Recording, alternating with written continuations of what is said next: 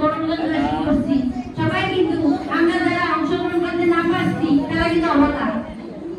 তাই আমরা প্রত্যেকেই যারা একটু অংশ নেই তাহলে আমরা ভাগ্যবান হয়ে যাব।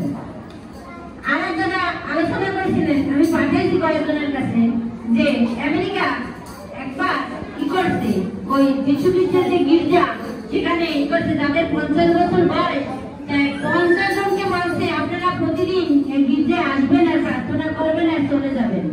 আর 50 জনকে বলছে যে আপনারা প্রতিদিন এসে কিছু দান করে যাবেন, সে 1 টাকা হোক আর 100 টাকা হোক আর 500 টাকা হোক, কিন্তু কিছু দান করে যাবেন।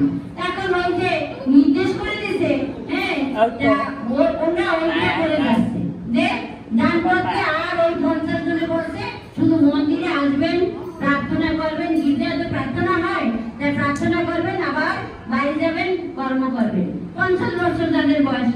এখন ওইটা করতে করতে ওই যে 50 জন তাদের ডাক্তার পরীক্ষা করছে যে তারা সুস্থ আছে। 50 বছরের পর কিন্তু কেউ সুস্থ থাকতে পারে না, তারা সুস্থ আছে। আর যারা ওই যে 50 জন আইসা দান করলো 3 মাস একটা না, তাদের আবার রক্ত পরীক্ষা করে দেখে তাদের আয়ু বৃদ্ধি হয়েছে। তাহলে এই যে প্রতিদিন মন্দিরে সকাল সন্ধ্যা আসা আর যাওয়ার সুযোগ, এর ভিতরে আমাদের ভালো কিছু আছে, আমরা ভালো কিছু নিয়ে যাবো। কারণ আমরা ভালোতে থাকতে চাই, ভালো থাকতে গেলে ভালো কর্ম করতে হবে। এখন ঠাকুর যে বাণীগুলো দিয়ে গেল ডাক্তার রাজেশ চৌধুরী আলোচনায় বলছিলেন যে এই যে আমরা ইষ্টভূতি করি,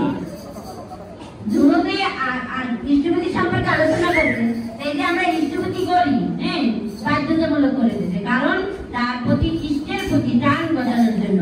এখন প্রথম যখন করবো তখন বলবো দুধ খাই, আবার পয়সা দিয়ে সকালবেলা করবো, তাই ওই বুঝতেই বলার পরেও আমাদের করতে হবে। করতে করতে করতে করতে আবার আমাদের তার প্রতি টান হয়ে যাবে। টান ঠাকুর বলেন ভালোবাসার টান কর্মের সফলতা জীবনের উত্থান। তা আমরা প্রথম চাই না, যাই চাই কি উত্থান। একতলা হয়েছে দিলাম 2 তলার ছাদ, এখন 2 তলার পিলার ছাদ হয়ে গেছে, আবার 3 তলার পিলার টানাই দেখো সবাই মাথার মধ্যে কিন্তু 3 তলার ছাদ। তাহলে আমরা চাই উত্থান, উপরে উঠতে ঠাকুরকে 3 তলায় বসাবো, এটাই আমাদের মানে এই টার্গেট। মানে ওই রাম ধনুক মারছে না, টার্গেট কি তার টার্গেটে পৌঁছে দেবে। আমাদের সবাই কিন্তু ওই টার্গেটে পৌঁছে দেবে যে আমরা বড় থেকে 3 তলায় বসাবো। ওই যে আবার বলছে না ঠাকুর যে 57 গুণা অনুগ্রহ পাঠ করছে, আমি অগ্রদী আমি অমানি, এই যে 57 আমরা পাঠ করি কিন্তু আমি অগ্রদী আমি অমানি না, আমি নিরলস না, আমি অলস। কিন্তু আমি যদি প্রতিদিন এই জিনিসটা পাঠ করি, পাঠ করতে করতে করতে করতে একদিন আমি ঠিকই অগ্রদী হব।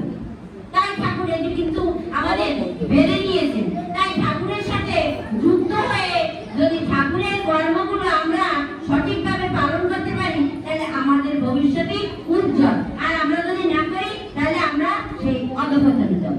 ঠাকুর বলেন কি তোমার প্রথম কর্ম পালন মরণ স্তব্ধ করে। ঠাকুর বানিয়ে দিলেন সন্তানদের জন্য